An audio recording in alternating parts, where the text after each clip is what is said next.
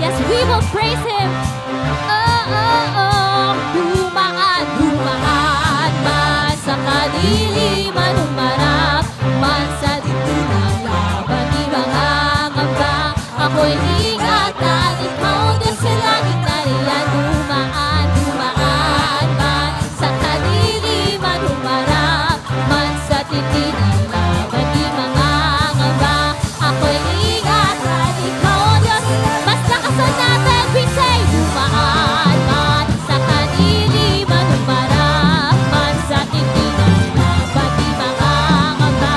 Ako'y ingatan, ikaw Diyos. Dumaan, dumaan man sa kadiliman, humarap man sa dibdib ng laban, di mangangamba.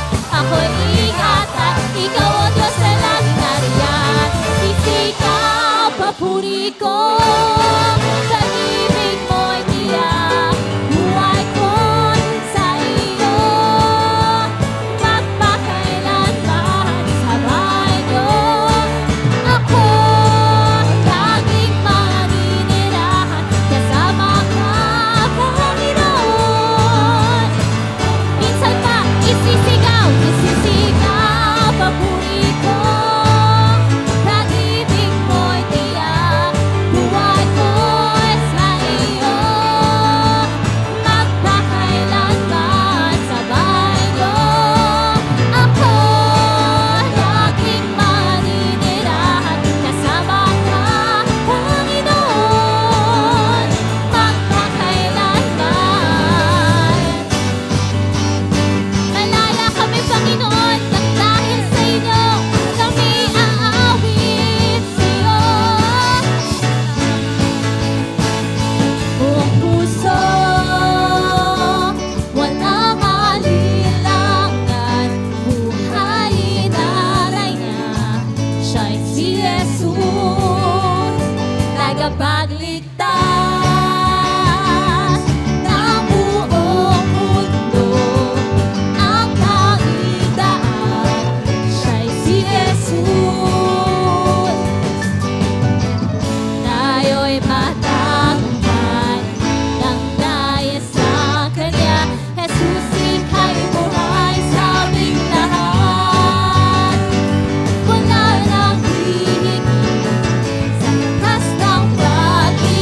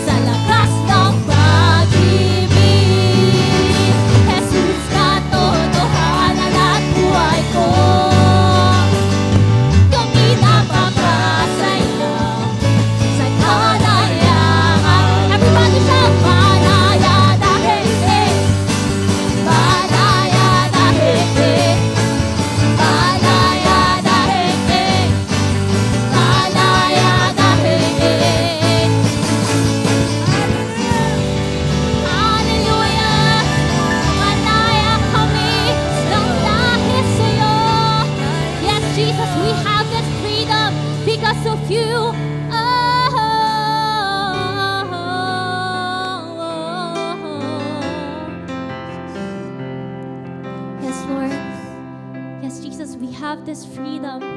We will never be afraid of any kind of darkness. Because Jesus, we believe in you and you have the power, oh God.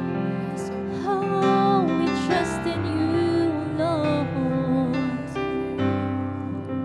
We say peace, peace, bring it all to peace. The storm surrounding me, let it break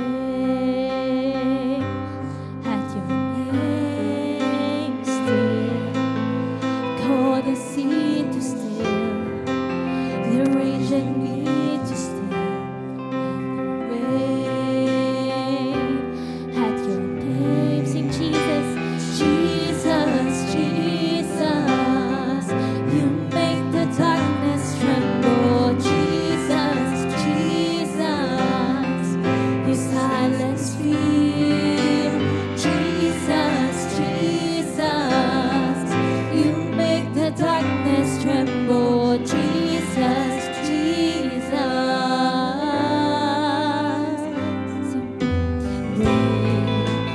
Call this bones to live, call this lungs to sing once again. I will praise, I will praise. Say Jesus, Jesus, Jesus. You make the darkness tremble, Jesus, Jesus. You silence fear, Jesus, Jesus. You make the darkness tremble, Jesus, Jesus. Your name is a light that the shadows can't deny. Your name cannot be overcome. Your name is a light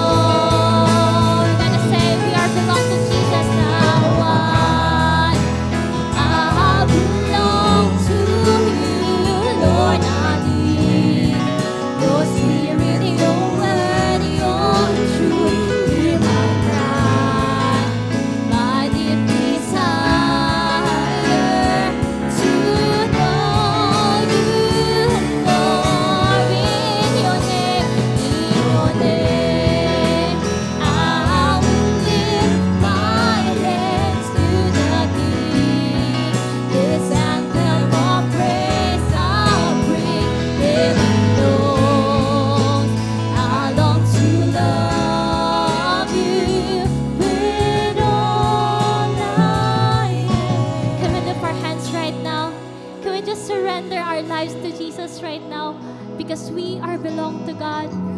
Can we sing this song with all our heart? We say, now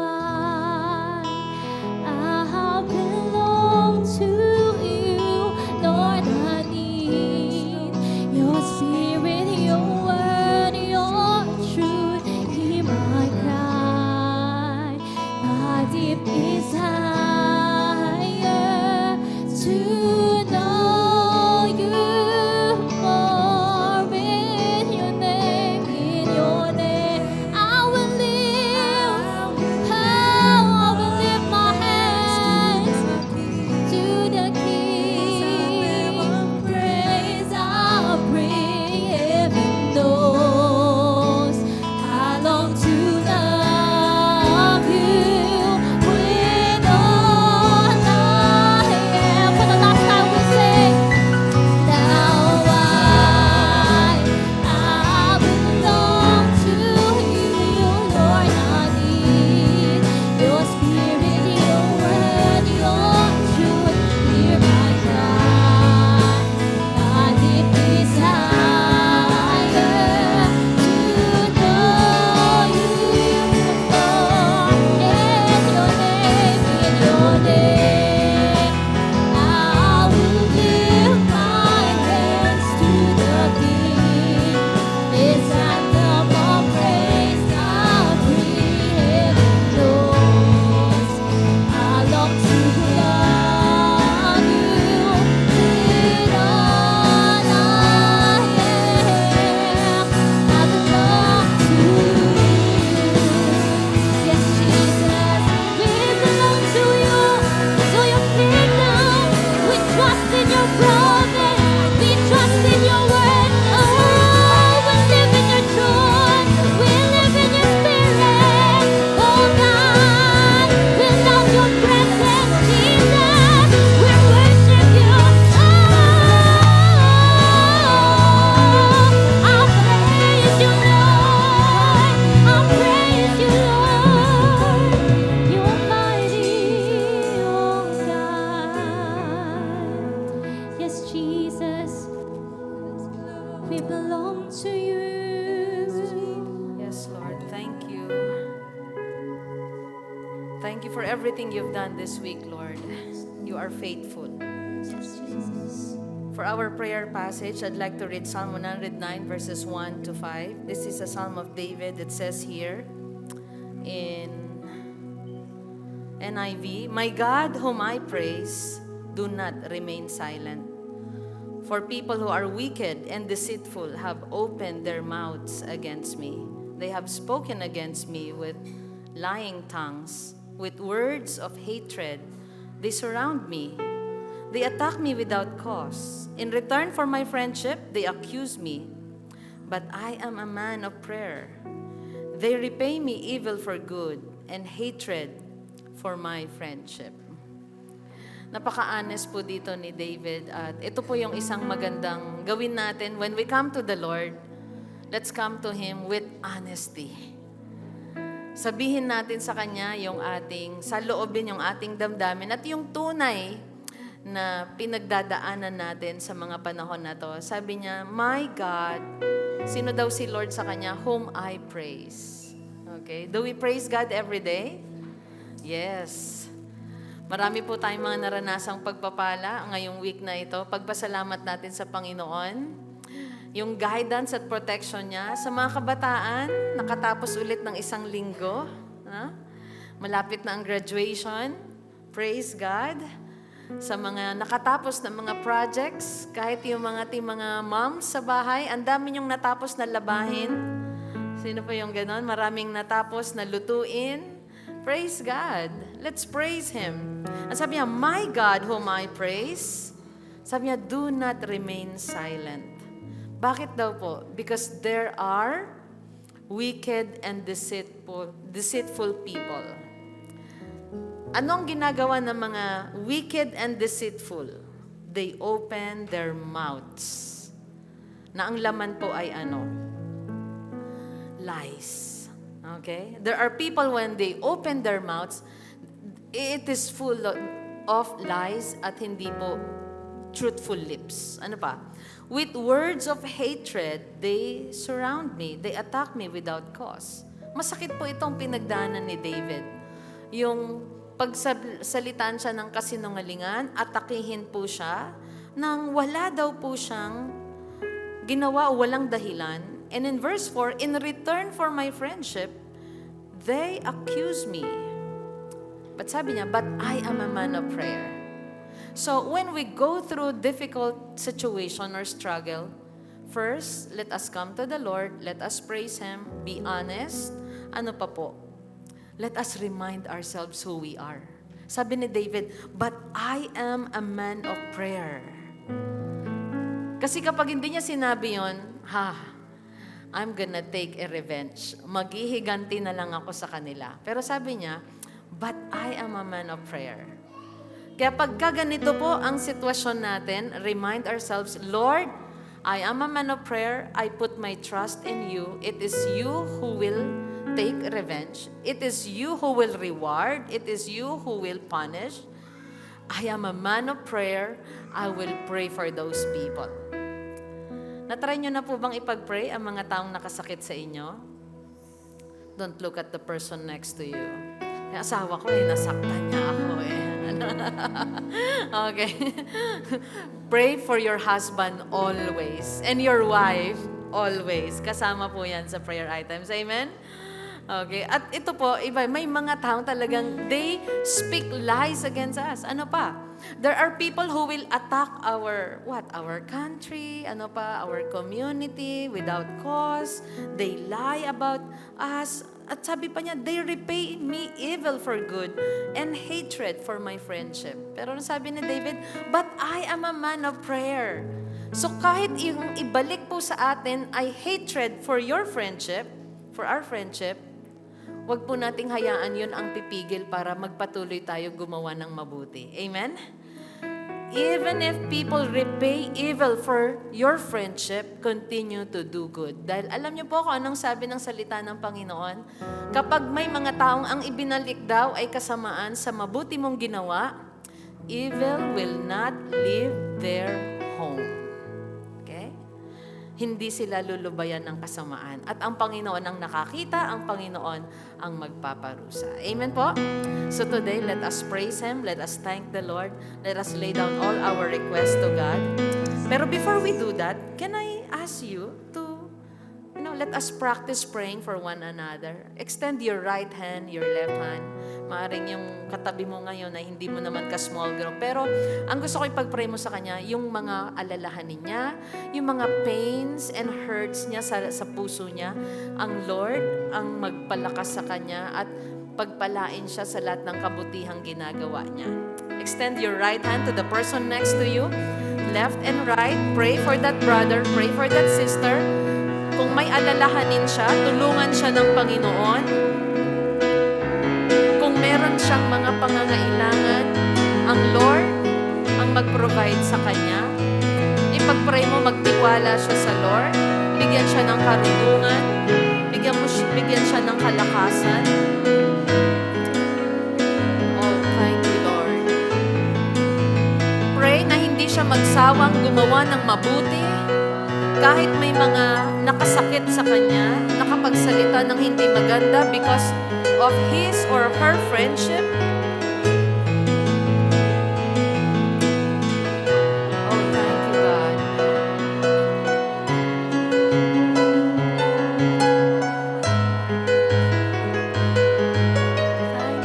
Thank you, Jesus. Thank you for your word. Thank you, Father.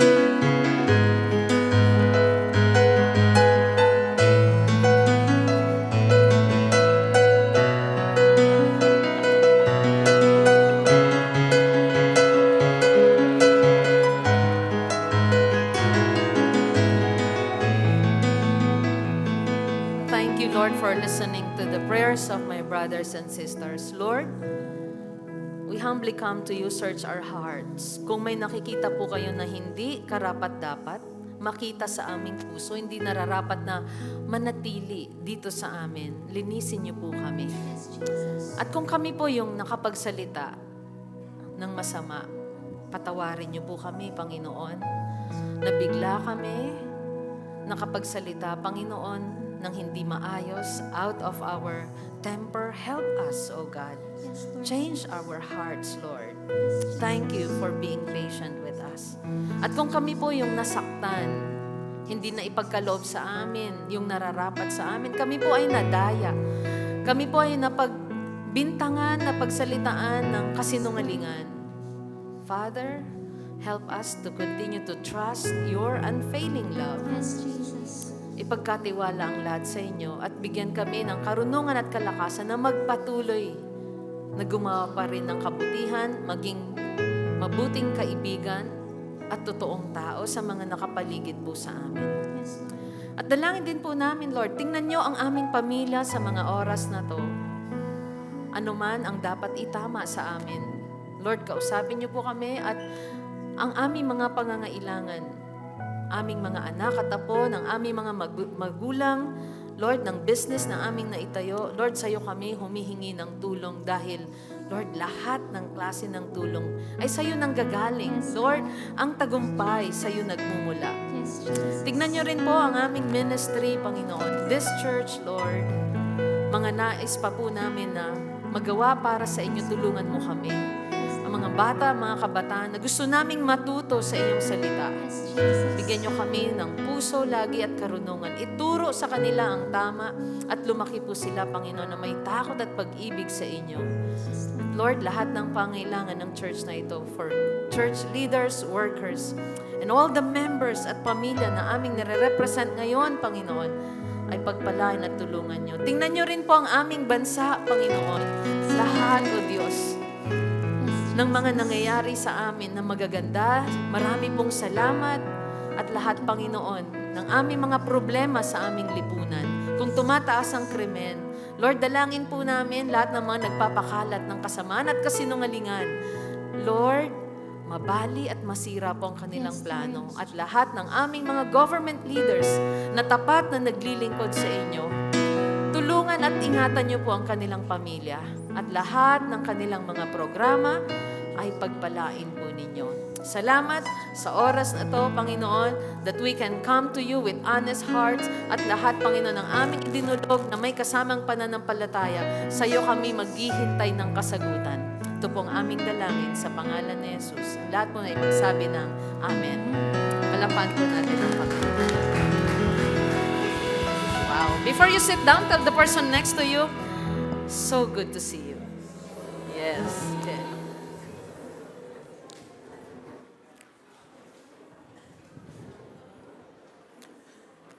Makakaupo na po tayong lahat for the meantime. And Blessed Sunday Church, for our tithes and offering this morning, I would like to share with you in Mark chapter 8, verses 1 to 10. This is an NIV. Mark chapter 8, 1 to 10. Basahin po natin.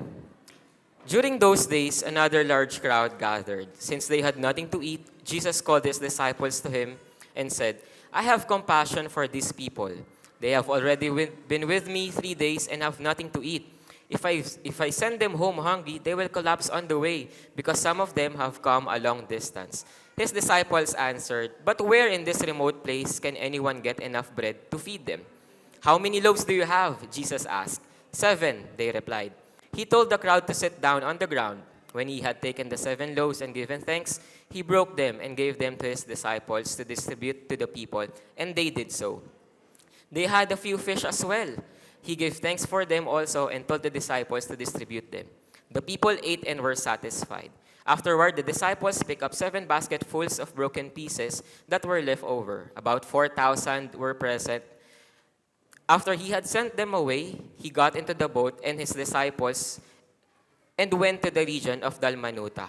Ngayon, ano po yung matututunan natin dito for our tithes and offering? Number 1, the Lord is compassionate to His people. Alam ng Panginoon kung ano ang kalagayan natin. Alam po kung anong nararamdaman natin. Kung masaya tayo, malungkot, kung busog man tayo o gutom. Alam ng Diyos kung ano ang kasalukuyan na naranasan natin. Kaya, at hindi po tayo pababayaan. Kaya kailanman, lagi po natin tatandaan na ang Diyos ay may awa.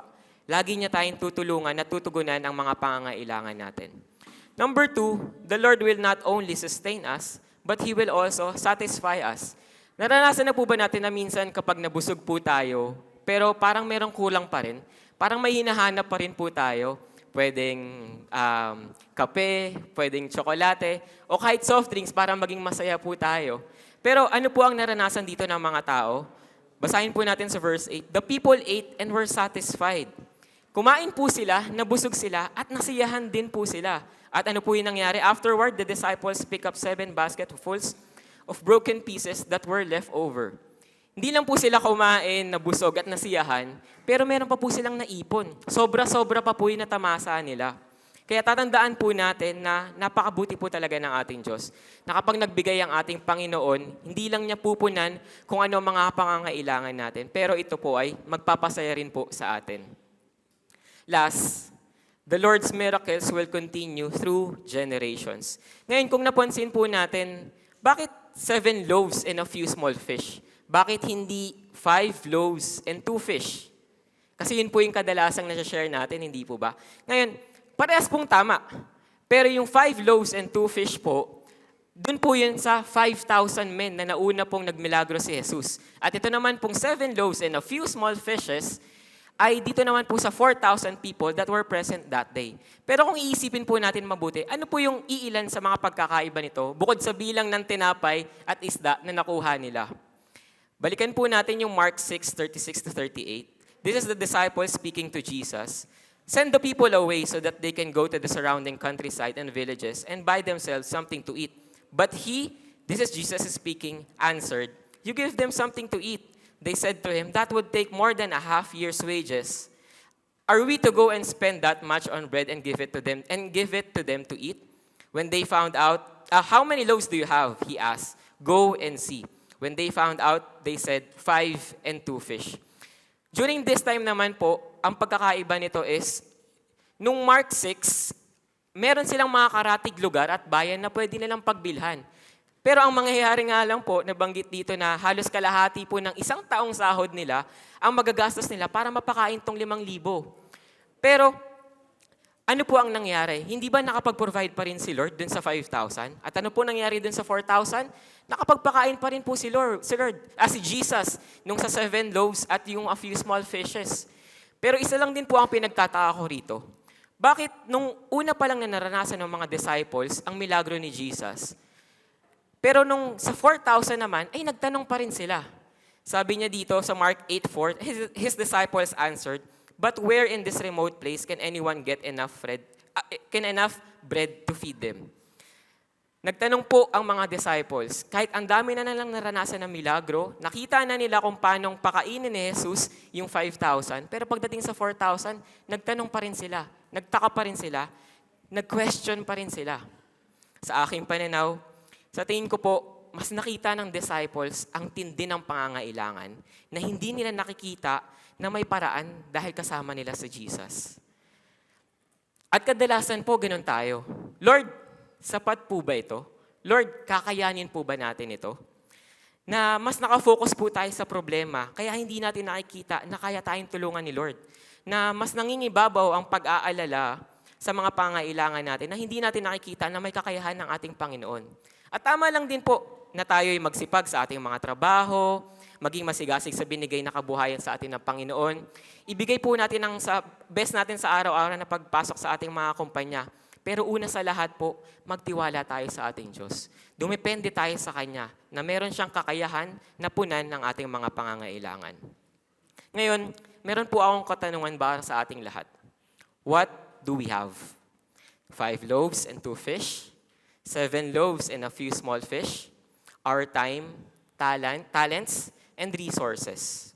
One of the best things that we can offer to the Lord is our time. Let's spend more time with the Lord so that we are able to hold on to His promises. Na nababawasan yung pag-focus natin sa mga problema, pero mas nakikita natin na may paraan kapag lumapit tayo sa ating Panginoon. Talents. We are not just talking about being part of the worship team, pero if you have passion for the kids, we can serve sa children's ministry natin. Our ushers and marshals, sa ating sound tech and IT. If we just want to serve the Lord, we can do so. May proper training naman po sa bawat ministry natin. Let us use our talents for the Lord. Huwag nating sayangin kung ano binigay sa atin ng Panginoon. Ibigay natin sa Kanya ito, i-offer natin sa Kanya ito. Resources. Yes po, may pangangailangan pa rin po ang ating church. Yung gate po sa harap, yung water baptism po natin, yung stockroom pa natin, at bawat maintenance pa po ng ating church. Ito po yung mga pangangailangan ng church natin na kailangan nating punan. We can offer these things for the Lord. Let us continue to remember that the Lord has compassion for us. He will not just sustain us, but He will also satisfy us. And in whatever time, place, and circumstances we are in, the Lord is able to provide for our needs. And I hope this morning we are all encouraged to give. For our designated giving, the red po is for our tithes. This is for the 10% of what we have received. Blue naman po is for our special project, building maintenance, and other improvements po. Tulad po na nabanggit ko sa pagpapagawa po ng gate natin, ng water baptism gardens, at ano pang maintenance ng ating church. For the white naman po is for our benevolence and missions. And brown naman po is para sa balik pondo po para sa ating sanctuaryo.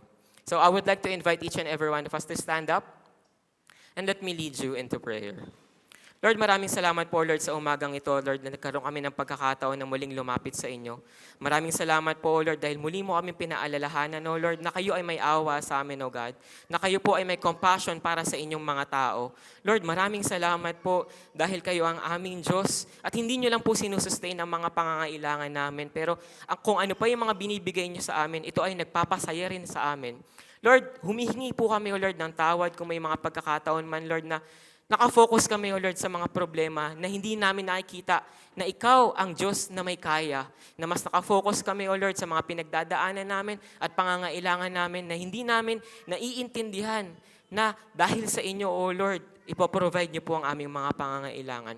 Maraming salamat po dahil muli niyo kaming pinaalala, muli niyo kaming tinuruan, at muli niyo kaming tinatama na patuloy lamang kaming tumingin sa inyo na kayo ang Diyos na may kakayanan. Maraming salamat po, O Lord, sa bawat isang na nandito ngayon at sa opportunity, O God, na maibalik namin kung ano ang para sa inyo. We give you all the glory and praise. In Jesus' name we pray. Amen and amen. We may all give to the Lord.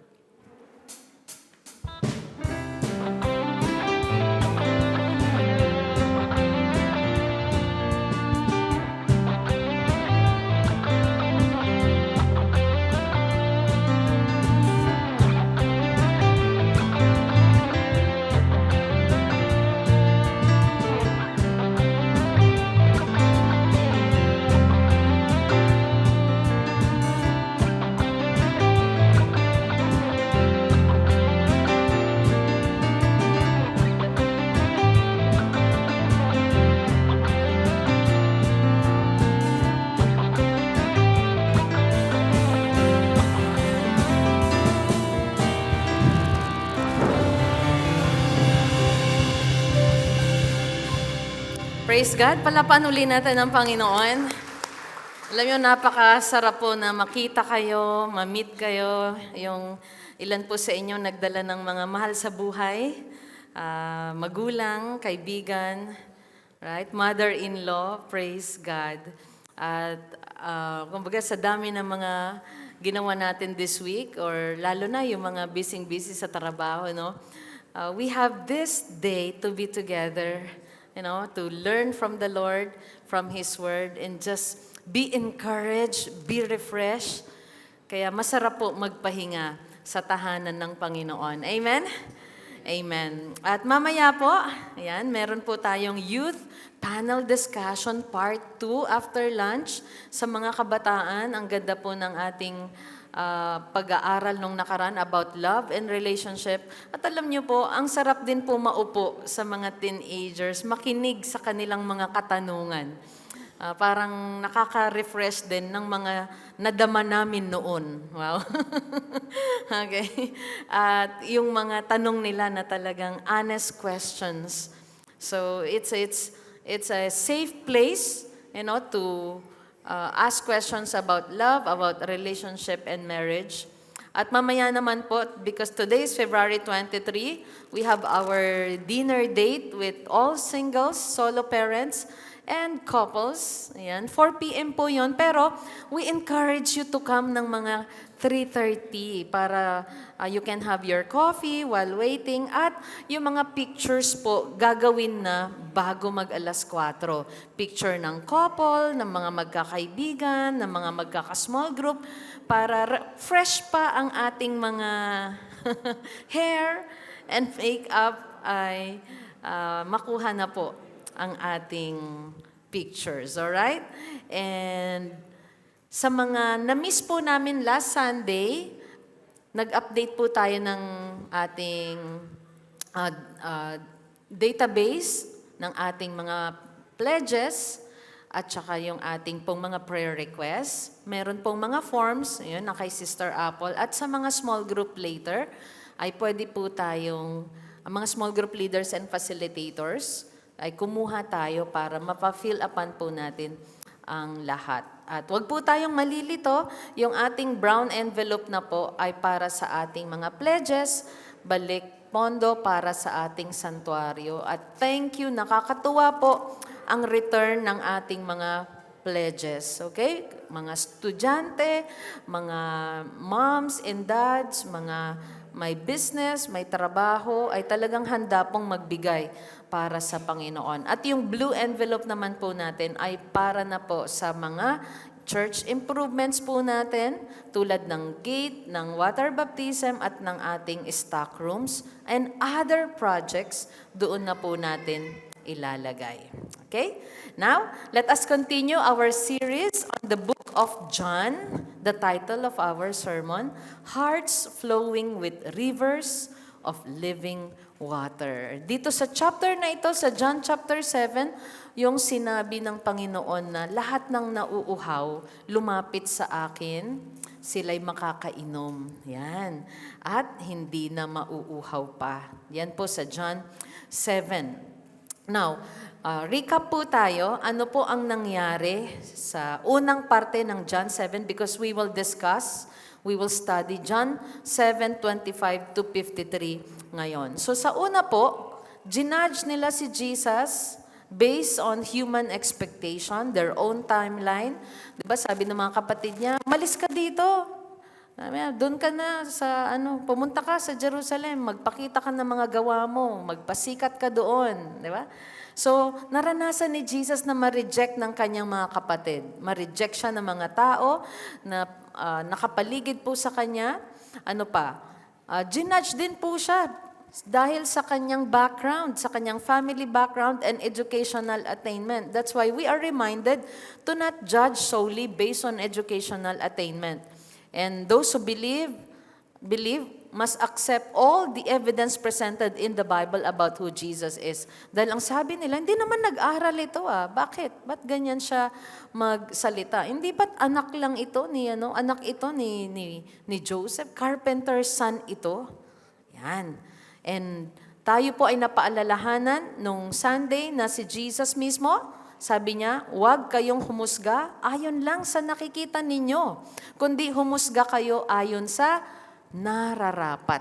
So na-judge po siya dahil sa kanyang background, dahil sa kanyang family, dahil sa ginudge siya sa sariling timeline ng kanyang mga kapatid o ng mga tao, base sa kanilang nakikita, preconceived notion. Pero ang sabi ni Lord, humusga kayo ayon sa nararapat. Ngayon, ito na po yung next na mangyayari. Sa John chapter 7:25, some of the people of Jerusalem therefore said, "Is not this the man whom they seek to kill?" Okay, so mayroon namang mga tao, grupo sa Jerusalem, ito yung hinahanap nila para patayin. And here he is, speaking openly, and they say nothing to him. Can it be that the authorities really know that this is the Christ? So, iba-iba po sila, no? Some people, he's just a good man, he is a prophet. No, sabi niya, he is intelligent.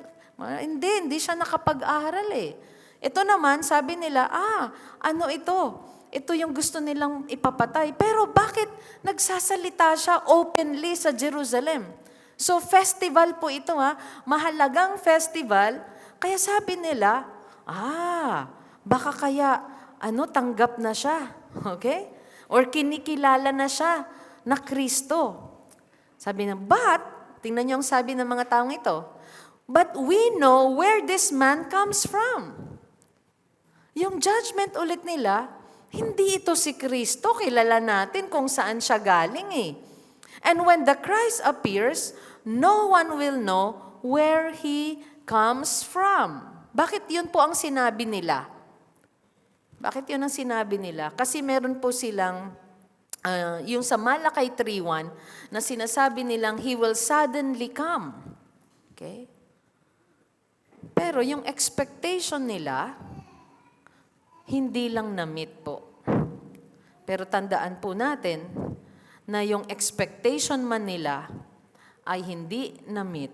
Pero yung identity ni Jesus, yung na-reveal po sa atin, ay sakto sa lahat po ng mga expected dahil sa propesya. Jesus' appearance is not exactly what they expected, pero lahat po ng nangyari kay Jesus, yun po ay nasulat at napropesya. Okay? Kaya sabi nila, hindi ito si Kristo kasi sa sabsaban, alam nila, alam namin, carpenter's son yan, pinanganak yan sa sabsaban. Walang fireworks display nung pinanganak siya. Hindi grand entrance yung kanyang yung kanyang pagkapanganak, hindi siya si Christ. Sabi niya, we know where this man comes from. So yun po ang sinabi nila. Saan nga ba ipinanganak si Jesus? Sa stable. Born among animals. Diba? Kapag sabsaban ka, sinong katabi mo? Diba? Mga camel. Mga tupa. Mga kambing. He grew up as a carpenter's son. At minsan, ganun po tayo rin husgahan, di ba? At minsan, pwedeng doon tayo manghusga dahil, anak yan ng isang taong nakilala ko dito sa community. Anak yan ng tagatupad. Alam niyo po yung tupad? Di ba? Tagatupad ng pangako. Wow! Di ba ang ganda? Alright. Minsan nadja-judge po natin dahil sa kanilang family background. At marami pong mga tao, alam niyo po ba, nag-arise po sila. Hindi naman sila galing sa magaganda pong mga backgrounds eh. Ito, napaka-humble ng pagdating ni Jesus. Okay? At si Jesus, alam niya kung ano mga pinag-uusapan nila. Ano yung naging response niya? Verse 28. So Jesus proclaimed, as He taught in the temple, you know me. Okay, sige, kilala niyo ako. You know me. And you know where I came from. Sabi ni Jesus. But, ano sabi niya dan? I have not come of my own accord. He who sent me is true, and Him you do not know. Sige, sabi niya, kilala niyo ako? Kilala niyo ba talaga ako? Pero hindi niyo kilala. Yung pinanggalingan ko, yung nagpadala sa akin. At nung sinabi niya yon, sabi niya, so they were seeking to arrest Him, but no one laid a hand on Him because His hour had not yet come. Bakit nasabing, kilala niyo ako, kilala niyo ako, pero hindi niyo kilala yung nagpadala sa akin? Remember sa John chapter 14, may conversation po si Jesus with Philip at mga disciples. Anong sabi nila? Show us the Father. Ang sabi ni Jesus, you know me where I came from. He who sent me, you do not know. But if you know me, then you will know the Father. Ibig sabihin, walang tunay na relationship ang mga taong ito, kaya hindi nila kilala ang Father. Walang tunay na pagsunod. Ang kanilang sinusunod ay ang kanilang mga tradisyon at ang kanilang mga kagustuhan na ipataw sa mga tao. It is one thing to know the Word. Maaring ang mga taong ito, maalam sila sa salita. It is one thing to know the Word. I think nabanggit din ito ni Brother Chris nung nagturo siya ng mga naunang passages dito. But it's another thing to obey it, to submit to its authority. Acknowledging the Bible as our food means we submit to its authority. Meaning you have deep reverence to the Word. Na kapag pinakinggan mo ang salita ng Panginoon, talagang sinasabi mo sa iyong sarili, ang Diyos ang nagsasalita ngayon sa akin, kaya papakinggan ko ang mga salitang ito because He is speaking. These are Jews. They are Orthodox Jews. They know the Scripture, but they don't have real relationship. Walang tunay na pagsunod. They don't know the Father. At sabi pa sa verse 30, so they were seeking to arrest Him, but no one laid a hand on Him because His hour had not yet come. Meron silang power para saktan si Jesus. They have the power to arrest Him. What's stopping them? Anong pumipigil sa kanila? God's plan. They cannot go beyond God's plan. They cannot break God's plan. Kapag sa Panginoon, hindi pa panahon, hindi natin mabibreak yon kahit may kakayahan at may kapangyarihan po tayo. Kahit meron tayong lahat ng bagay sa kamay natin, kapag hindi talaga inihadya ng Panginoon, kapag hindi niya time, wala pong magagawa ang tao. These people in Jerusalem, okay? Grupo sila, marami sila. Kaya alam nyo, kahit marami sila, kapag hindi panahon, pag hindi time, walang magagawa. Amen po? Let us trust God's hand. God protected Jesus from any premature violence at hindi pa niya time. Kaya kapag hindi pa oras, wala po tayong magagawa. Iingatan, tutulungan ka ng Panginoon tulad ng ginawa niya kay Jesus. Verse 31, yet many of the people believed in Him. They said, when the Christ appears, will He do more signs than this man has done? Marami pa rin pong naniwala, pero may mga taong anong sinasabi pa rin? Siya na nga ang Kristo, pero kapag ka nag-appear pa siya, makakagawa pa kaya siya ng mga himalang ginawa niya? Or may hihigit pa kaya sa mga nagawa nito? And there are people also, they want more signs to believe. Pero sa taong may pananampalataya, okay, tatanggapin niya ang katotohanan mula sa salita ng Panginoon. Verse 32, the Pharisees heard the crowd muttering these things about Him. So isipin niyo, fiesta. Ang dami-daming tao. Pero anong nangyayari? May gustong pumatay kay Jesus. Iba-iba ang sinasabi nila patungkol kay Jesus. Heto na yung plano ng Panginoon nangyayari sa kanilang panahon, sa kanilang paningin. So narinig ng mga Pariseyo, yung mga tao, crowd, muttering these things about Him. And the chief priest, yung pinaka-pinuno, and Pharisees, anong ginawa? Anong pinlano? Sent officers to arrest Him. Ang dami-dami mga sinasabi ang mga tao, arestuhin na yan. Jesus then said, isipin niyo, alam ni Lord yung nangyayari. Tapos may sinasabi na siya sa tao, parang, alam kong pinag-uusapan ninyo. Okay. Ito ang sasabihin ko. Alam ko ang plano ninyo. Ito ang sasabihin ko. He is God. He knows everything. So sabi niya, Jesus then said, I will be with you a little longer, and then I am going to Him who sent me. You will seek me, and you will not find me. Where I am, you cannot come. Yun ang mensahe niya sa kanila. Hindi po ito yung first time na nagplano silang patayin siya. Hindi ito yung first time nagplano silang arestuhin siya. Maraming beses na po. Pero tingnan niyo po si Jesus, talagang lalaban kasi festival eh. Mahalagang festival, alalahanin nila, kailangan nandoon din siya. Kahit sabi niya sa mga kapatid niya, hindi, mauna na kayo na lang muna. Hindi ko pa time eh. Or kayo, pwede kayo doon magpakita ng basta-basta, pero ako, hindi. Pero ganun pa man, pumunta siya. At ito na nga po yung nangyari. So sabi niya, you will seek me and you will not find me. Where I am, you cannot come.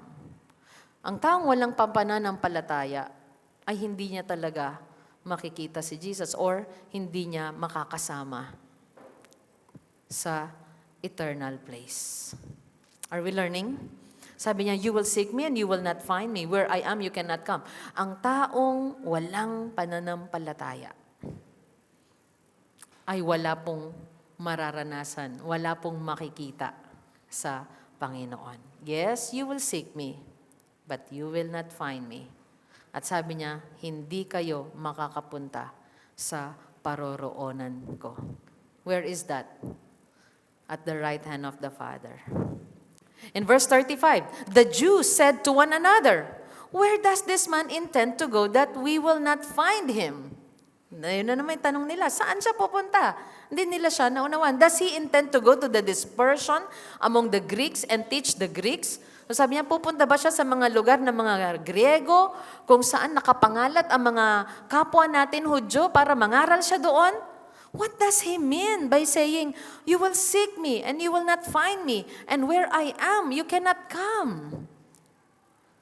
Alam niyo po, sa mga taong walang pananampalataya, na pag-aralan po natin, if the Holy Spirit is not upon you, you will not understand spiritual things. Kaya napakahalaga to believe that Jesus is the Christ, the Son of the living God, our Savior, and we put our trust and faith in Him. Verse 37, sabi dito, on the last day of the feast, last day na. Kapag last day na, anong ginagawa ng mga tao? Pagka last day na ng celebration, parang, last day na, bigay na natin yung the best. At sabi dito, last day na ng fiesta sa Jerusalem, the great day, Jesus stood up and cried out. Ang cried out po sa original word or Greek word ay kradzo. K-R-A-Z-O. Kradzo. Sa mga nagpaplanong magkaanak ulit, pwedeng ipangalan yan, kradzo. Cry out ka ng cry out sa kanya. Liga, liga, kradzo.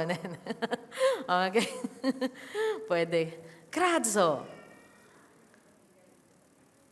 Na ibig sabihin is to call out with a loud voice or to shout. Tandaan po ninyo, wala po silang lapel noon. Thank God may mga lapels tayo. Thank God sa ating mga project funds. Wala silang PA system. PA system pa ba tawag, Brother Luigi? Yes, yeah. Wala silang Brother Luigi, Sister Bess, and Christian, taga-control, taga-ayos ng mga microphones. Sipin nyo si Jesus, naglakad ka na, nagturo ka na, alam mo, talagang lalabas ang litid mo para magturo noon. Okay? Di ba yung mga magulang natin? Labas na litid ko, di ka pa sumusunod. Okay? Lumabas na yung eyeball ko, katititig sa'yo, hindi ka pa makuha sa tingin. Mga ganun. And, ibig sabihin na to, it indicates a strong message. Urgent. Kumbaga, pag nagsulat tayo ng sentences natin, sa dulo, hindi comma, hindi period, ano po yon? Ano yon? Baka matanong mamaya sa games natin. Exclamation. Alright?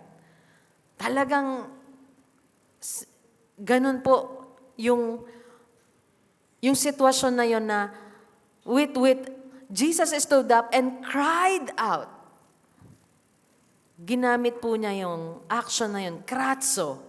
Ano sabi niya? If anyone thirsts, let him come to me and drink. Whoever believes in me, as the scripture has said, out of his heart will flow rivers of living water. Ano ibig niyang sabihin dito? Tatlong bagay. Sa umpisa pa lang sabi niya, thirst, come, drink. Nauuhaw, okay? Kailangan lumapit sa kanya, ikaw ay makakainom. Kailangan tayo po ay mauhaw sa kanya. Alam niyo po, yung sinasabi dito ni Jesus, meron po silang Feast of Tabernacle, na ang mga priest at ang mga tao, may dala-dala po silang jar pag akyat ng Jerusalem. At pagdating po nila doon, ibubuhos po nila, yung aawit sila. Remember, pinag-aralan natin yung Song of Ascents na habang paakyat sila Jerusalem, may mga jar sila. At pagdating doon, ibubuhos po nila yung tubig doon sa pavements, bilang pag-alala that the Lord provided for them, that the Lord miraculously gave them water sa panahon ni Moses na sila'y nauhaw. Ang sabi ni Lord, diba, speak to the rock. Pero anong ginawa ni Moses? Hinampas niya and then water gush out. Nakainom sila. Sipin mo, wilderness, nag-provide si Lord ng tubig. So parang, andito ulit si Jesus. Kung yung tinapay sa Old Testament, dumating mana, napakain po sila, hindi sila nagutom, ang sabi niya, I am the bread of life. Tapos doon, may tubig. Ito ulit, nagtuturo si Jesus, na sino man ang lumapit sa Kanya, makakainom. At ano pa? Ito po ang ganda ng sinabi niya. Out of his heart will flow rivers of living water. It's all about the Holy Spirit. Okay? Gusto ng Panginoon na ang bawat isa ay magkaroon ng buhay, and out of our heart, ang sabi niya dito, will flow rivers of living water. Di ba pagka may water, may buhay. Kapag may living water ka, lahat ng ginagawa mo, may power, may buhay, may kaayusan, may karunungan, may katuwiran. Kaya kapag lumapit tayo sa Panginoon at sa Kanya tayo nagpapaturo, sa Kanya tayo umiinom, Siya ang shepherd natin, Siya ang guide natin, lahat ng aspeto natin ng buhay natin may buhay. Amen? Give Him praise. Alam mo yung kahit pamilya nyo, may ngiti na ngayon. Dati di kayo nagingitian, walang biruan, lahat seryoso, lahat galit. So naranasan ganun, pamilyang galit. Okay? Sigawan. At pag sinabi, hindi kami nagsisigawan. Hindi, narinig ko kayo eh. Hindi, love namin yun. Love language namin yun. Hindi. Pero ngayon, bakit may kasiyahan? Dati, ang sarap-sarap ng ulam sa mesa. Karne na yung ulam, pero anong sabi? Nagsasaksakan, nagsasalita ng hindi maganda. Diba? Hindi nag-aabutan ng kutsara, nagbabagsakan ng plato at nagbabagsakan ng pintuan. Walang buhay eh. Walang living water na nagfo-flow sa ating puso. Pero nung nagkaroon ng Jesus, kaya mapapansin natin, meron ba talaga akong faith kay Jesus? Meron ba talaga akong living water? Sabi dito, out of his heart will flow rivers of living water. Nagkakaroon ng buhay ang isang tao. May buhay lahat ng ginagawa natin. May power. At sabi niya ganun, verse 39, look at this. Now this he said about the Spirit. Living water is, sabi niya, about the Spirit. Kaya ang tawag po minsan kapag walang connection sa Lord, walang relationship. Yes, buhay tayo, pero we are like walking dead. Naglalakad tayo sa mundong ito, pero walang buhay. Hindi alam ang direksyon sa buhay. Hindi alam kung saan papunta. Pero kapag ka na kay Jesus ka, there's living water. At alam mo, He is the way, the truth, and the life. And you know that you will go to the Father and you will be with Him. Hindi tulad ng sinabi ni Jesus, you know what, you will seek me, you will not find me, and where I will go, you cannot come. Kasi nga, they do not have faith. They do not believe in Jesus. Napakaganda pong pag-aralan nitong book na ito. Ngayon, nagkaroon ng buhay. Pati finances natin, may buhay. Amen? May kaayusan, may direction. Oras natin. Mga decisions natin, may wisdom. Na dati, kung anong maisip natin, kung anong gusto nang sabihin, kung anong gusto natin gawin, kung saan tayo ayain, para tayong ipa na Lilipad-lipad. Remember our lesson sa Psalm 1:1? Maging puno, hindi ipa. Puno. Patulad ng puno daw, yung nagme-meditate ng Word of God. Sa tabi ng batisan, laging may buhay, namumunga. Pero para tayong ipa, kapag ka tayo po ay walang buhay, walang salita ng Panginoon. So maging puno, hindi ipa. Dahil ipapadala tayo saan? Sa walang hanggang kaparusahan kapag tayo ay ipa. Amen? It's nice to repeat that kasi talagang nagrema sa puso natin eh. Okay? So sabi niya, now this he said, patungkol daw saan? Yung living water na yon, rivers of living water, it's all about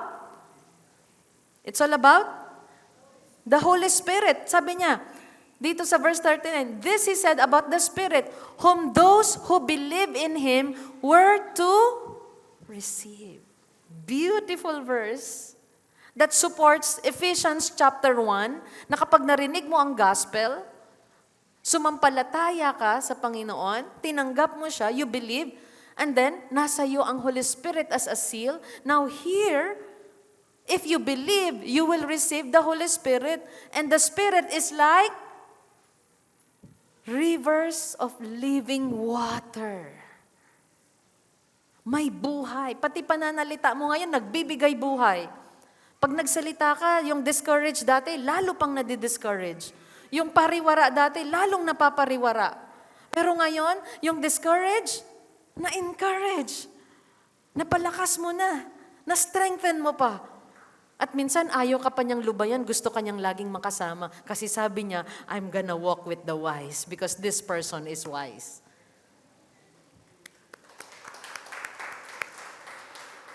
There's life. There's life. At sabi niya ganun, for as yet the Spirit had not been given because Jesus was not yet glorified. Ipinangako po niya, you will receive, sabi niya, the Holy Spirit. After what? Resurrection after ascension. Pero ang tanong, wala ba si Holy Spirit nung sa Old Testament? Nandun na rin po. Pero ang gusto ng Panginoon, yung distribution ng Holy Spirit niya will take place after His resurrection. Ibig sabihin po nito, just like David, di ba? Merong minsan kinakausap niya, do not take your spirit from me. Anong ibig sabihin nun? God is not content. Jesus doesn't want them to be simply content with the familiarity of the Holy Spirit. Kundi talagang, He wants them, He wants us, He wants our hearts to flow rivers of living water. Parang marriage po yun. May idea ka ng buhay ng taong kasal kasi nakikita mo sa magulang mo, sa kaibigan mo, pero nung ikaw na mismo, naranasan mo lahat. Yun po yung sinasabi niya dito na because Jesus was not yet glorified, talagang ibinuhos po niya sa lahat ng mga tatanggap sa Kanya, si Holy Spirit. Question. Have you asked Jesus to really come into your life? At alam po natin, kung talagang nariyan siya dahil si Holy Spirit, He moves in our lives. In our lifestyle. Sa ating pag-iisip, sa ating mga decisions, may buhay. And this is an invitation. Let Jesus reign in your life.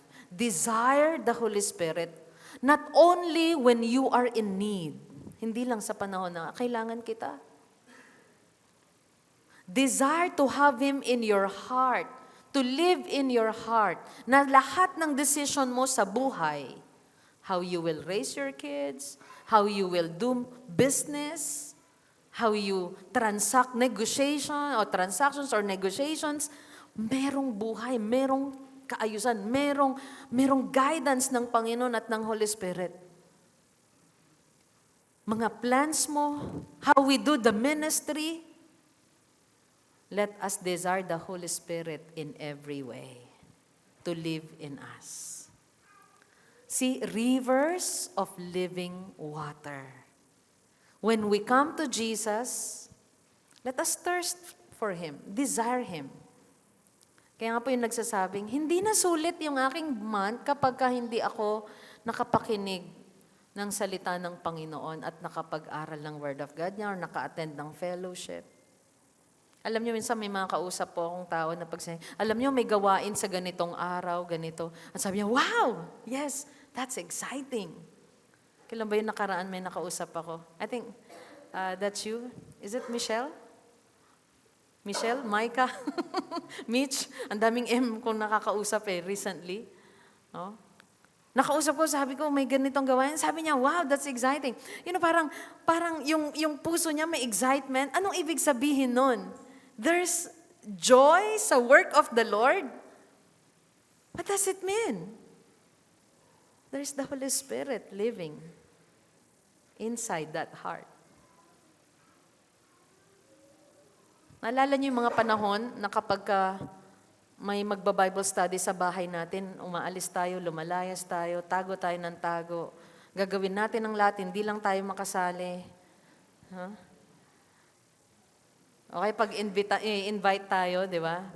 Lagi tayong, hindi, may gagawin ako, hindi. Lahat na ng excuse na sabi mo, dahil sa aso, dahil sa halaman, dahil sa bubong, dahil sa kotse, dahil sa gulong, dahil puyat ako, dahil sa anak ko, dahil sa lola ko, nanay ko. Na, lahat yun na isa-isa mong excuse. Okay. Why? We don't have the Holy Spirit that desires the things about God. Pero bakit ngayon buhay na buhay tayo sa gawain ng Panginoon? Ay ano yan? Reconciliation ba yan? Buhay ako dyan.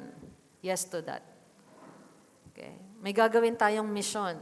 Buhay ako dyan. Yes to that. Meron tayong project na ganito, yes to that. Dati nga, sinusuportahan ko, lahat ng nagiinuman, binibigyan ko para masunog lang yung baga nila. Bakit ito, magpakain sa mga bata, hindi ko suportahan? Amen po ba? Yes, because there is life in our hearts.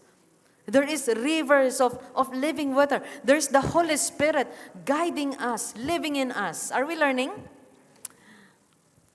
Naku, nasa passage pa lang po tayo. Verse 40. Okay. When they heard these words, some of the people said, "This really is the prophet." So, andun uli sila. Some say, Jesus, He is a good man. Oh, He is intelligent. Pero hindi siya nag-aral. Ay, carpenter's son lang yan. Ay, hindi. Siya yung gusto nilang patayin. Ay, siya yung hindi tinatanggap ng mga chief priest natin. Pero dati sabi, hindi, propeta talaga to. Others said, this is the Christ. They are divided. But some said, is the Christ to come from Galilee? Ito na naman, nag-judge na naman based sa pinanggalingang lugar. Naranasan niyo po ba yan? Saan country ka galing? Philippines. The Orient Pearl. Wow. With all your hearts, from Philippines. Minsan anong sasabihin? Di ba meron na silang kaisipan? Nako, parang inisip ko, parang hindi ako mapupromuta. Pinoy kasi. Minsan ganun. Ito parang ganun po. Siya ba yung tagapagligtas? Galing siyang Galilee. Meron bang propeta na manggagaling sa Galilee? So isip nila, wala na, bound na silang ganon. Ay, hindi yan. Has not the scripture said that the Christ comes from the offspring of David? Tingnan niyo po yung nagja-judge ng hindi muna nag-aral ng todo. He's from the line of David. See? Ano pa? And comes from Bethlehem. Saan po ba pinanganak si Jesus? Bethlehem. Okay? So sinabi na, hindi, sabi sa scripture, galing sa linya ni David, yung tagapagligtas. Hindi nila alam, check lahat yun. Galing sa Bethlehem, check. The village where David was. So there was a division, verse 43, among the people over him. Some of them wanted to arrest him, but no one laid hands on Him. Napakahalaga po yung last week nating lesson. We have to know and understand who Jesus is, truly is, and believe in Him. Dahil dito, the people are divided. But thank God, many of them believe that He is the Christ. Verse 45. The officers came to the chief priests and Pharisees who said to them, "Why did you not bring him?" The officers answered, kasi inutusan sila to arrest. Remember? Arestuhin nyo na siya. Pero sabi na itong mga officers, hindi nila maaresto at sabi ng mga Pharisees, "Why did you not bring him?" The officers answered, "No one ever spoke like this man." Nakita nila, propeta ito or Kristo ito. Walang ibang nagsalita ng tulad niya. They were given an order, but they were captivated. Natry niyo na po bang makaptivate? O baka sa asawa, captivated by your love. I'm captivated. Di ba? Parang namangha ka, natuwa ka, nasiyahan ka, at gustong-gusto mo na siyang makasama. Pero alam niyo po ba itong mga officers na to? Nasiyahan sila, nagustuhan nilang narinig, namangha sila, pero they did not surrender their lives to Jesus. They've heard and seen the facts, but they wonder at nag-report lang sila, no one ever spoke like this man. Nakaranas na po ba kayong ganon? Narinig natin ang word, na-challenge po tayo, pero nanatili tayong na-challenge, hindi tayo umaksyon. Have you experienced that? Or have you seen a person, narinig nyo, ang ganda ng mensahe. Narinig niya, na-challenge siya. Pero nanatili na lang doon. Wala nang nangyari. Yun po yung mga officers. No one ever spoke like this man. They've heard, they've seen the facts. They know all the facts. Napawaw sila by what they hear, but they did nothing. Doon na nagtapos. At nawa hindi doon magtapos ang ating relasyon sa Panginoon. Lord, nakikinig naman po ako lagi. Na-inspire ako, na-touch ako, na-challenge ako. But we have to really submit to Him. Na kapag nagsalita siya, Lord, talagang, this is from you and this is for me and I'm gonna act upon it. Are we learning? In verse 47, the Pharisees answered them.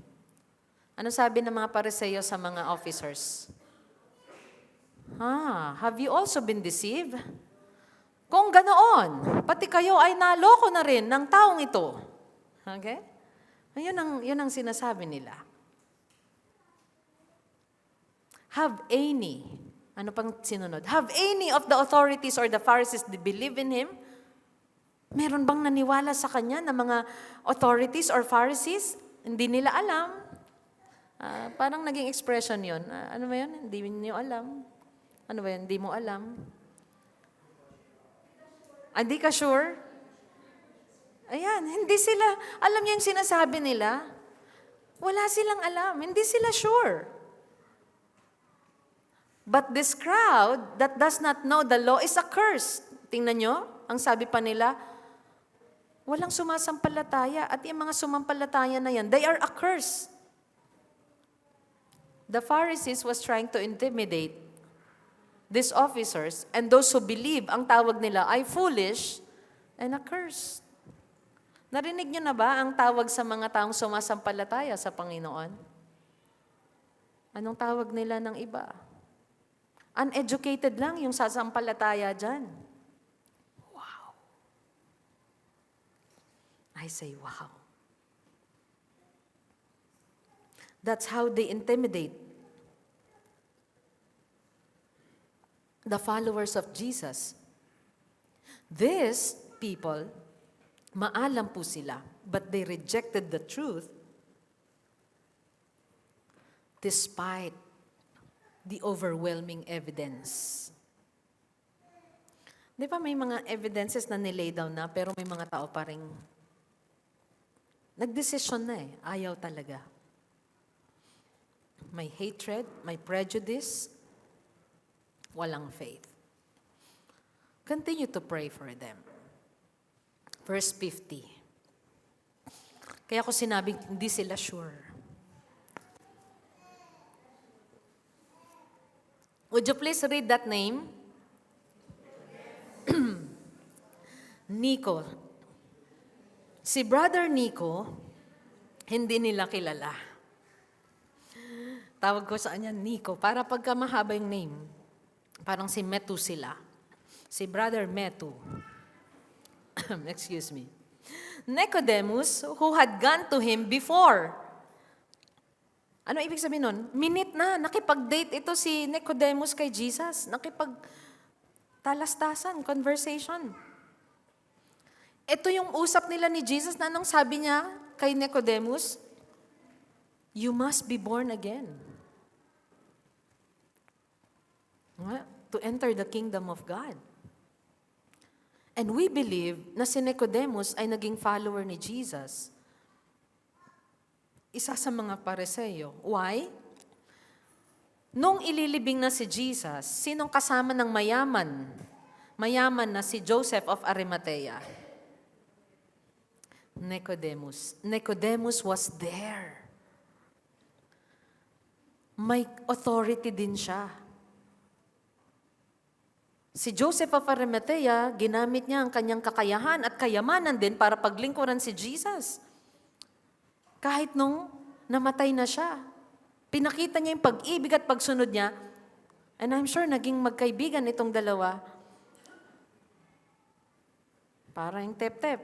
Maring sabi ni Nico, sama ako dyan. Ililibing ba si Jesus? Sasama ako dyan. I'm sure sinabi niya, naniniwala ako sa kanya. Tingnan niyo sinabi ni Nicodemus, who had gone to him before and was one of them, said to them, does our law judge a man? He's talking about judgment again. Does our law judge a man without first giving him hearing and learning what he does? Ang ganda po ng sinabi ni Nicodemus dito. Hindi ba't labag sa kautusan natin na hatulan ng isang tao hanggat hindi siya nalilitis? Hindi pa inaalam kung ano ang ginawa niya? They, look at this, they replied. These people, Pharisees, they tried to intimidate the officers. Hindi nyo nahuli? Naloko na rin ba niya kayo? Nicodemus, bakit kailangan siyang hulihin? Hindi ba dapat? Di ba sinasabi niya na ganito ang paghatol? Anong sinabi nila? They replied to Nicodemus, are you from Galilee too? Parang ibinagsak at ibinaba nila si Nicodemus sa katayuan niya sa harapan nila. Ikaw ba galing ka na rin ng Galilee? Search and see that no prophet arises from Galilee. It's like they're making fun of Nicodemus. Alam niyo po, ang mga Pariseo, hindi naman talaga sila masasama sa umpisa. Itong mga ito. Alam niyo po, ang mga Pariseo, when the people, during this time, the people or the nation,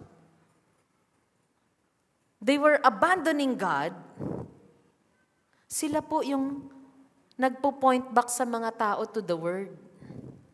Noong mga panahon na ang kanilang bansa, they are abandoning God, isa po sila sa mga nag-try na magbalik sa salita ng Panginoon. Kaya nga po, maalam sila sa Word of God. But what happened through time, they elevated the tradition of men, of the Pharisees over the Word. Mas sinusunod nila yung kanilang tradisyon kaysa salita ng Panginoon. They got lost. So maganda po yung simula nila, they got lost. So ano nang tinawag ni Jesus sa kanila? Whitewash tombs, brood of vipers, snakes. Tinawag niya na silang ganon kasi they got lost. At tinuruan na sila, ayaw pa po nila na mag-submit or sumampalataya sa Panginoon. And there's a great lesson dito. If you started right with Jesus, you began with the Holy Spirit, alam mo yun, ang ganda ng relasyon mo sa Kanya. But now, you try to do things on your own. Because this is what makes you happy. You're doing things in the flesh. Alam niyo po, habang tumatanda tayo sa faith at sa relationship natin, meron din pong danger. At kailangan natin pag-ingatan itong danger na to, na pwede tayong maging prideful. Or, we become more humble, at mas nagiging aware tayo na mas kailangan pa rin natin talaga ang Panginoon dahil, Lord, wala talaga, mahina talaga ako kapag wala ka. At nawa, hindi po tayo dumating sa punto na, educated na ako, marami na akong naipon, marami na akong alam, marami na akong natutunan sa Word, marami na akong na-experience sa church, sa ministry, matagal na ako, alam ko na yung pasikot-sikot, and so we know how to break the rules. Kasi matagal na ako eh. Pwedeng ganun. Matagal na ako, alam ko na yung pwede kong gawin. Thirst for Jesus. Tandaan po natin, knowledge puffs up. Ang karunungan lamang, binibigyan niya tayo ng pride kung wala pong pag-ibig at tunay na pagpapakumbaba sa Panginoon. Amen po ba? Are we learning? And after that, you know what happened? Verse 53. They went each to his own house. Hindi nila inaresto, hindi nila naipapatay, hindi pa panahon, pero ang dami pong lesson na kailangan po nating matutunan.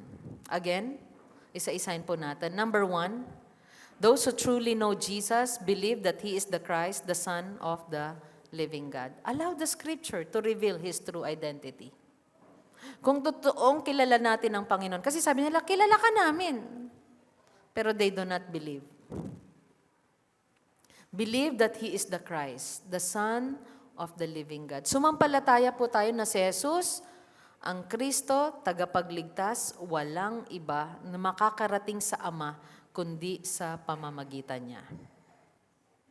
Kaya alam niyo po, habang inaaral ko to, akala ko Communion Sunday natin ngayon. Okay, next week pa po pala. Because talagang, it's all about Jesus. Amen. Number 2, those who believe in Jesus will be with Him. Tandaan po natin yan. Sabi niya sa mga tao doon, you know me? You don't believe in me? Okay, you will seek me, you will not find me, and to where I go, you cannot come. But those who believe in Jesus will be with Him. Ang sinumang sasampalataya sa Kanya. At gusto ko pong idagdag dito ang John 14 verse 1 to 4. Sabi ni Jesus sa mga disciples, let not your hearts be troubled. Huwag daw mabagabag. Madalas ba tayong mabagabag? Madalas ba tayong mag-alala? Na-try nyo na, di ba? Minsan tignan lang natin yung mga anak natin, minsan nag-aalala na tayo. Ano kayo maging future nito? Ano kayo mangyayari sa kinabukasan niya? Sino kayang presidente? Sino kayang mga leader niya? Lahat yun. And then, biglang kakalmahin natin ang ating puso. Philippians 4:6-8. Do not be anxious about anything, but pray about everything. Lord, I know. Lord, I believe you. Diba? Pero ito si Jesus, sabi niya, huwag kayong mabagabag. Let not your hearts be troubled. Believe in God. Believe also in me. In my Father's house are many rooms. If it were not so, would I have told you that I go to prepare a place for you? And if I go and prepare a place for you, I will come again and will take you to myself, that where I am, you may be also. And you know the way where I am going. Those who believe in Jesus will have a mansion in heaven, will be with Him. Jesus will take that person to be with Him, isasama niya. Diba? Ang sakit kayo, may pupuntang maganda, tas di ka kasama. Naranasan niyo yun, nagplano. This summer, pupunta tayo sa isang magandang dagat. Tapos, sama ba ako? Hindi. Hindi ka kasama. Masakit, di ba? Dito, sinong isasama ng Panginoon? Those who believe in Him. Ang sabi niya, and you know the way to where I am going.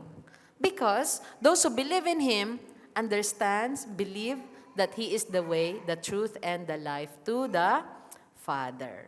Are we learning? Number 3. Those who believe in Jesus will receive the living water. Who is that living water?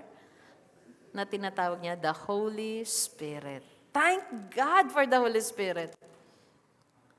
You know what? Even the boldness for us, our team, to teach, to preach, comes from the Holy Spirit. Alam niyo po dati, I don't want crowds. I don't like crowds.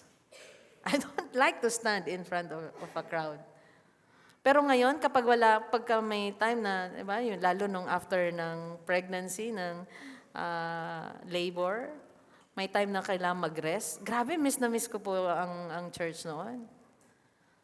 To the point na parang 1 month or 2 months, sinikap ko na, hindi, church na kami ni baby. Diba? Thank God.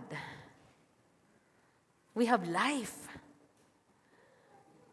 At alam niyo, kung ang ating mamahal sa buhay, they have also the Lord and the Holy Spirit. Thank God.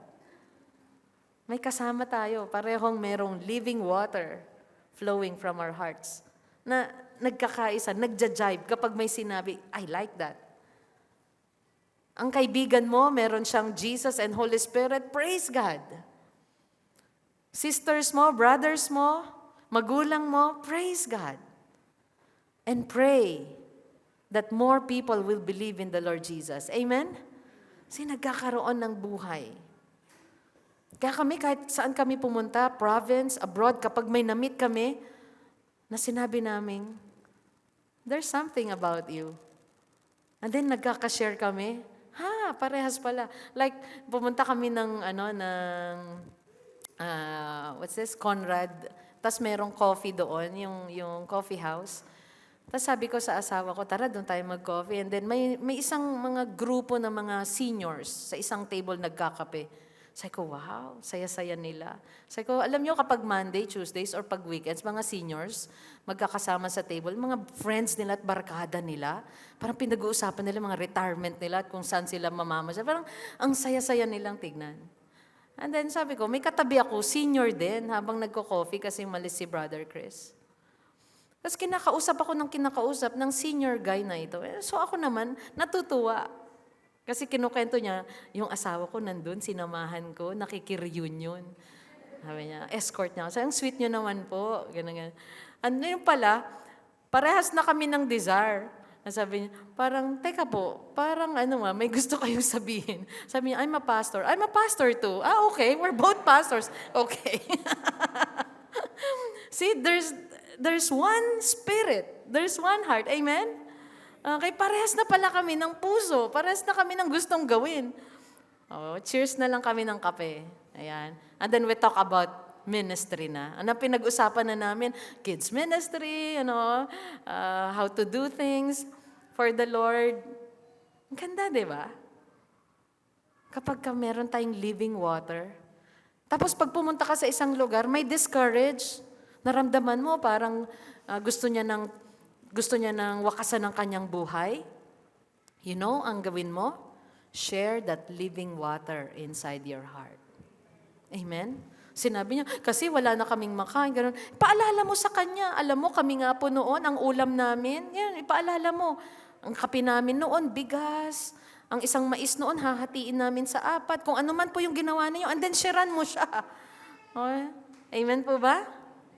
Share that living water. Number 4, those who believe in Jesus surrender their lives to Him.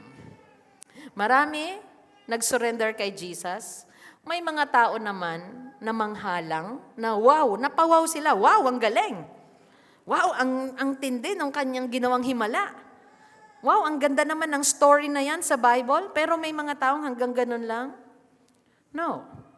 Those who believe in Jesus, hindi ka lang napawaw sa salita ng Panginoon, kundi sinasabi mong, Lord Jesus, I believe in you, ikaw makakapagbago sa buhay ko, at anumang addiction ng meron ako na dati naman wala ito, kaya mo akong tulungan. Believe in the Lord Jesus Christ. Because kapag si Holy Spirit na sa atin, it is the Holy Spirit who will help us in all things.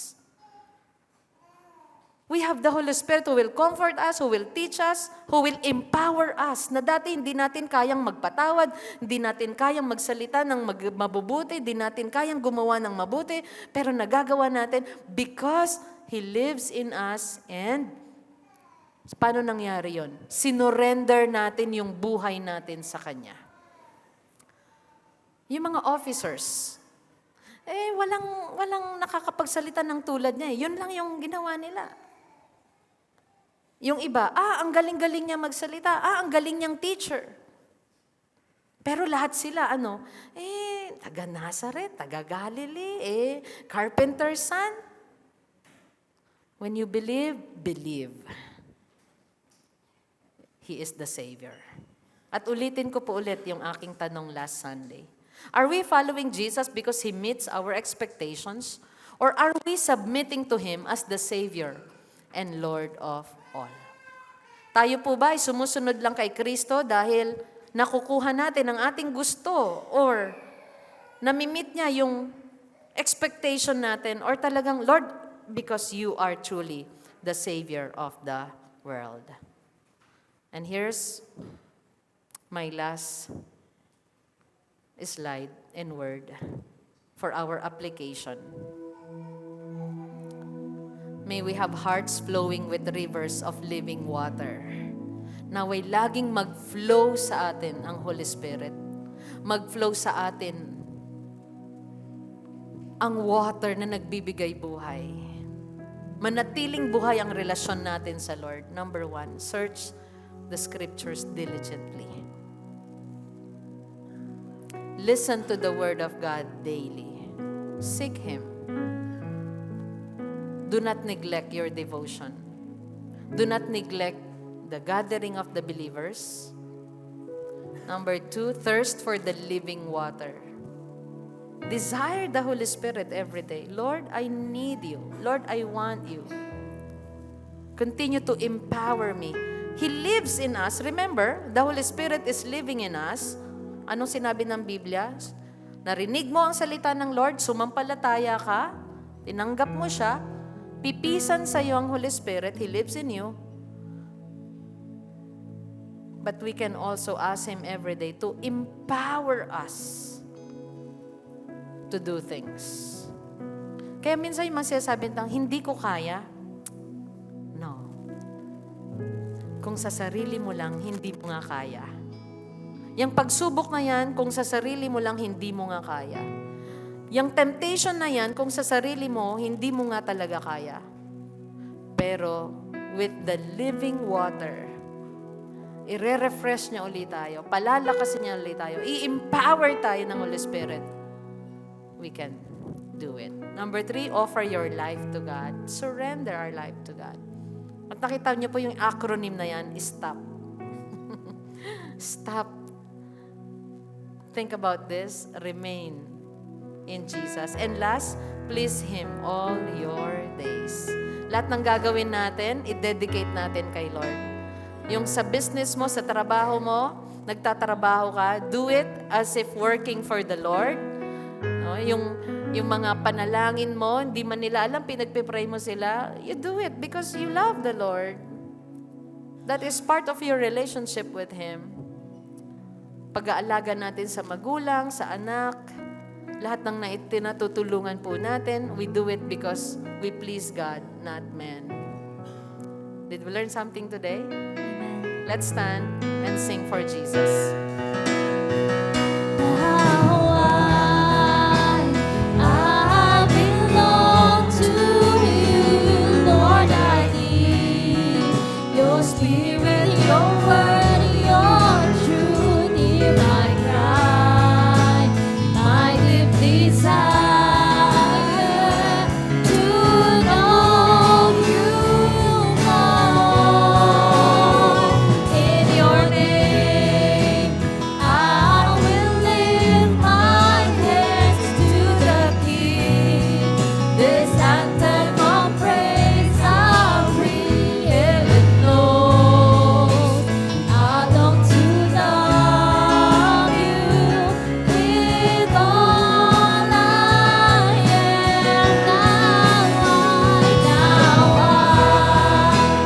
I belong to you, Lord. I need your spirit, your word, your truth. Hear my cry, my deep desire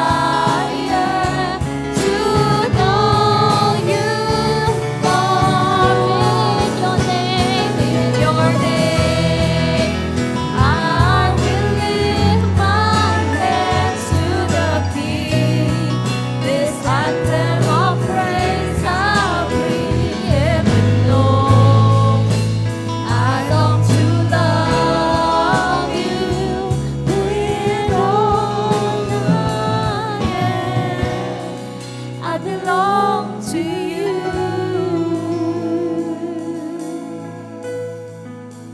Let's have another moment with the Lord and with the Holy Spirit.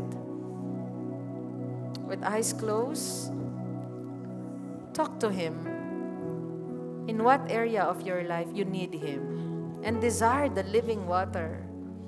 Lord, Holy Spirit, come and empower your children. Lord, lahat ng mga tatay na nagsusumikap na i-lead ang kanilang pamilya sa inyo at gawin ang the best para sa kanilang nasasakupan. Father, help them. Sa lahat ng mga nanay, Panginoon, na buong puso naglilingkod sa inyo at sa kanilang pamilya, God, reward them. Let rivers of living water flow. Let life flow, Panginoon, sa lahat ng aming gagawin. Restore us, Lord. If anyone among us, Lord, maaring saglit pa lang or matagal na sa aming relationship with you, pero merong panlalamig, may panghihina. Father, I pray for revival today. Touch that heart. Touch that person, Lord, in the name of Jesus. And again, let your power flow as we thirst for you. Thank you. We receive your promise. We believe your word. We believe in you, Jesus. And we surrender our lives to you. Yes, Lord Jesus. Lahat din po ng aming alalahanin, Panginoon, sa iyo namin ipinagkakatiwala at isinusuko. Thank you, Lord, for my brothers and sisters who are here, anuman ang kalagayan nila, nandoon, Panginoon, ang kanilang pananampalataya at pag-ibig sa inyo. Pagpalain mo sila. Surprise them sa lahat ng kanilang kahilingan. Lord, higitan niyo po ang kanilang mga inaasam, ang kanilang mga inaakala. And protect them all throughout this week. The Lord bless you and keep you. The Lord make His face shine on you and be gracious to you. The Lord turn His face toward you and give you peace. In Jesus' name. And everyone said, Amen. palapan po natin ang Panginoon. God bless you. Your small group, be a blessing to one another. Lahat ng couples, singles, and solo parents, see you later.